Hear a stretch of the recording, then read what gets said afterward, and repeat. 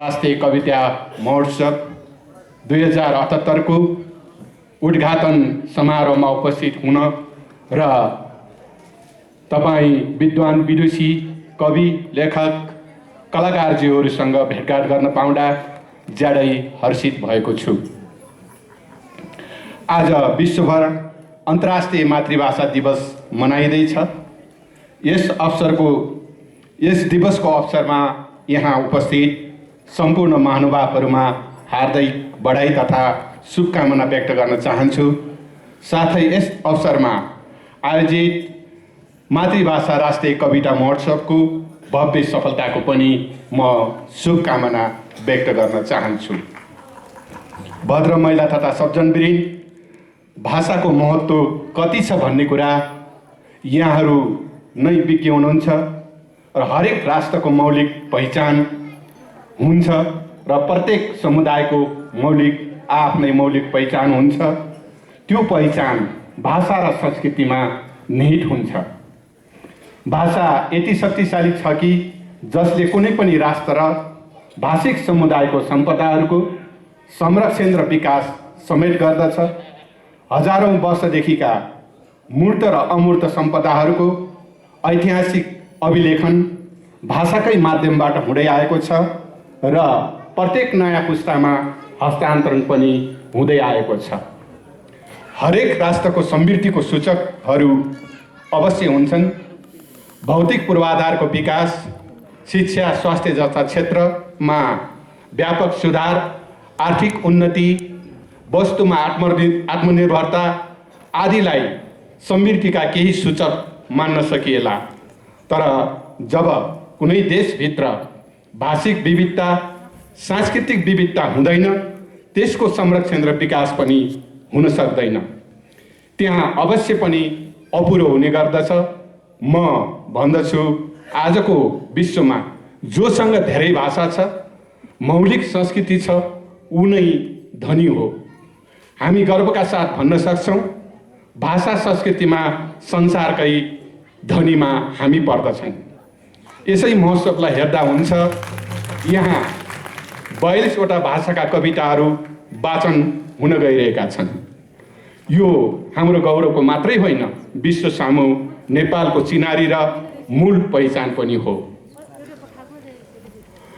भद्र महिला तथा सज्जनवृन्द, हामी भाषामा समृद्ध छौँ र हाम्रो देशभित्र बोलिने मातृभाषाहरू हाम्रो राष्ट्रका चिनारी हुन् भनेर गौरव गरिरहँदा मातृभाषाहरू लोप हुँदै गइरहेको तथ्यलाई पनि हामी बिर्सन हुँदैन। करिब 40% भाषाभाषीहरू लोप हुने अवस्थामा रहेको प्रज्ञा प्रतिष्ठानको निचोड छ। मैले अघिल्लो वर्षको यसै कार्यक्रममा पनि भन्ने गरेको थिएँ कि विभिन्न जाति जनजाति समुदायमा मातृभाषा बोल्नेको सङ्ख्यामा कमी आइरहेको छ। दशक अघि मातृभाषामा संवाद हुने परिवारमा आज मातृभाषामा संवाद हुन छाडिसकेको छ।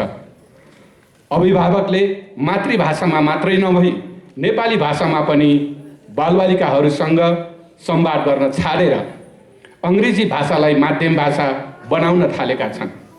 एउटा जबरजस्त भाष्य के निर्माण हुँदै गइरहेको छ भने अङ्ग्रेजी भाषामा बोल्दा र पढ्दा मात्रै बालबालिकाहरूको शिक्षा राम्रो हुन्छ, ज्ञान प्राप्त हुन्छ भन्ने लाग्ने गरेको छ। यी तमाम कार्यले अन्ततः हाम्रो मातृभाषा लोप हुनेछ र कुनै दिन नेपाली भाषामै सङ्कट उत्पन्न हुनेछ। जब हाम्रो मातृभाषा लोप हुन्छ, हाम्रो संस्कृतिको मूल भाषा लोप हुन्छ, हाम्रो मौलिक संस्कृति लोप हुन्छ, हाम्रो पहिचान नै सङ्कटमा पर्ने निश्चित छ।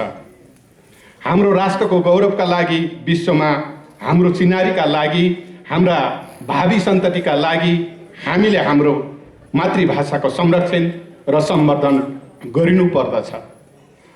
मातृभाषामा संरक्षणको प्रमुख दायित्व राज्यकै हो। हाम्रो संविधानले नै मातृभाषा संरक्षणको व्यवस्था गरेको छ। भर्खरै राष्ट्रिय जनगणना सकिएर प्रारम्भिक तथ्याङ्कहरू आएका छन्। विस्तृत तथ्याङ्क आइसकेपछि हाम्रो देशभित्र बोलिने भाषाको तथ्याङ्क आउला। त्यसको आधारमा राज्यले नीति पनि बनाउला, तर मातृभाषाको संरक्षणको लागि प्रभावकारी र अनिवार्य गर्नुपर्ने कामहरू भनेको विद्यालयहरूमा मातृभाषामा पठनपाठको व्यवस्था गर्नु हो। स्थानीय सरकारले यसमा प्रभावकारी भूमिका खेल्नु पर्दछ। कतिपय स्थानीय सरकारले सो क्षेत्रमा बोलिने मातृभाषामा पाठ्यक्रम बनाएर लागू पनि गरिसकेका छन्। यो निकै राम्रो काम हो।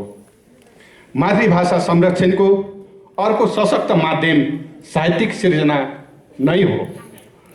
नेपाल प्रज्ञा प्रतिष्ठानले हरेक वर्ष गर्ने मातृभाषा कविता महोत्सवलाई हेर्दा यसबाट मातृभाषाको संरक्षण भइरहेको छ। यहाँ 42वटा भाषामा 46 जना कविले आफ्नो कविता प्रस्तुति गर्दै हुनुहुन्छ भन्ने मैले सुनेको छु र मातृभाषी कविहरूलाई लाग्न सक्छ। म आफ्नो भाषामा सामान्य एउटा कविता वाचन गर्दैछु। तपाईहरूका कविताहरूले कुनै न कुनै सन्देश अवश्य नै बोकेका होलान्। त्यति मात्र होइन, मातृभाषा संरक्षणमा यसले निकै ठुलो महत्त्वपूर्ण भूमिका खेलेको छ। म मातृभाषा संरक्षणमा खेलेको यो महत्त्वपूर्ण भूमिकाको लागि नेपाल प्रज्ञा प्रतिष्ठानप्रति धन्यवाद ज्ञापन गर्दछु र कविजीहरूलाई पनि म धन्यवाद ज्ञापन गर्दछु। मेरो आग्रह छ प्रज्ञा प्रतिष्ठान लगायतका प्राज्ञिक प्रतिष्ठानले साहित्यका अन्य विधामा पनि यस्तै कार्यक्रमहरू गरेर मातृभाषा संरक्षणमा अझै योगदान पुर्याउनु हुनेछ भन्ने विश्वास छ। भाषा संरक्षणका लागि तेस्रो कुरा, हामीले मातृभाषालाई सरकारी कामकाजको भाषा बनाउनै पर्दछ। यसबाट एकातिर सम्बन्धित भाषिक समुदायलाई सरकारी सेवा लिन सहज हुन्छ। अहिले कतिपय स्थानीय सरकारहरूले यसको राम्रो अभ्यास पनि गरिरहेका छन्। भाषा आयोगले केही समय अगाडि कुन प्रदेशमा कुन मातृभाषालाई सरकारी कामकाजको भाषा बनाउने भनेर सिफारिस पनि गरिसकेको छ। यद्यपि त्यसमा कतिपय भाषिक समुदायको गुनासोहरू पनि सुनिने गर्दछ। ती गुनासाहरूलाई पनि सकेसम्म सम्बोधन गर्दै त्यसरी भएको सिफारिस कार्यान्वयनमा ढिलाइ नगर्न म सम्बन्धित सबैको ध्यान आकर्षण गराउन चाहन्छु। भाषाकै कुरा गर्दा हामीले प्रविधिको उच्चतम प्रयोगबाट पनि यसको प्रयोग र सम्वर्धन गर्न सक्दछौँ। अहिले प्रविधिको माध्यमबाट नेपाली भाषालाई अन्य कुनै भाषामा रूपान्तरण गर्न सक्दछौँ। अन्य भाषालाई नेपाली भाषामा रूपान्तरण गर्न सक्दछौँ।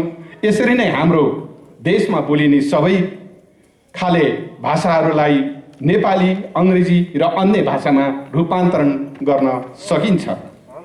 मेरो आग्रह छ यसमा ढिलाइ नगरौँ र यसको पहल राज्यले नै गर्नुपर्दछ। यसबाट भाषाको संरक्षण हुनुको साथै अन्य भाषिक समुदायहरूसँग संवादमा पनि सहजता आउँदछ र नेपालमा आउने पर्यटकहरूलाई पनि संवादका लागि सहज हुन जानेछ। महिला तथा सबजनविहीन सरकारले स्थानीय तहको निर्वाचन घोषणा गरिसकेको छ। सार्वभौम संविधान सभाबाट नयाँ संविधान जारी भएपछि दोस्रो पटक स्थानीय तहको निर्वाचन हुँदैछ। संविधान बमोजिम आगामी वर्ष प्रदेश र सङ्घको निर्वाचन हुनेछ र अघिल्लो निर्वाचनबाट निर्वाचित स्थानीय सरकारले के कामहरू गरे, प्रदेश सरकारले के कामहरू गरे, यो समीक्षाको विषय जरुर होला। र एउटा सत्य कुरा के हो भने अब हाम्रो सङ्घीय शासन व्यवस्था संस्थागत भएको छ। अब हुने निर्वाचनले यसलाई अझै बलियो बनाउनेछ। स्थानीय तहको निर्वाचनमा राष्ट्रिय सहमति नै देखिन्छ। निर्धारित मितिमा निर्वाचन सम्पन्न हुने र सबै स्थानीय तहले नयाँ निर्वाचित जनप्रतिनिधि पाउनेमा म विश्वस्त छु। यसका साथसाथै अहिले देशभित्र विभिन्न राष्ट्रिय अन्तर्राष्ट्रिय महत्त्वका विषयहरूमा छलफल र मतभिन्नताहरू प्रकट भइरहेका छन्। दूरगामी महत्त्व राख्ने राष्ट्रिय अन्तर्राष्ट्रिय महत्त्वका विषयमा राष्ट्रिय सहमति हुँदा राम्रो हुन्छ। राष्ट्रिय सहमति नहुँदा यसले राजनैतिक द्वन्द्व पैदा हुन सक्ने खतरा हुन्छ र यसले देशलाई राम्रो गर्दैन। यसमा हामीले विगतबाट पाठहरू पनि सिक्न सक्नुपर्दछ। म यसतर्फ सबै पक्षको गम्भीर ध्यानाकर्षण गराउन चाहन्छु। अन्त्यमा मलाई यो महत्त्वपूर्ण कार्यक्रममा आमन्त्रण गर्नुभएकोमा नेपाल प्रज्ञा प्रतिष्ठानका माननीय कुलपतिज्यू, प्रतिष्ठान परिवारलाई हृदयदेखि नै धन्यवाद दिन चाहन्छु र अन्तर्राष्ट्रिय मातृभाषा दिवसको अवसरमा यहाँहरू सबैमा हार्दिक पुनः शुभकामना व्यक्त गर्दछु। हवस् त, धन्यवाद, नमस्कार।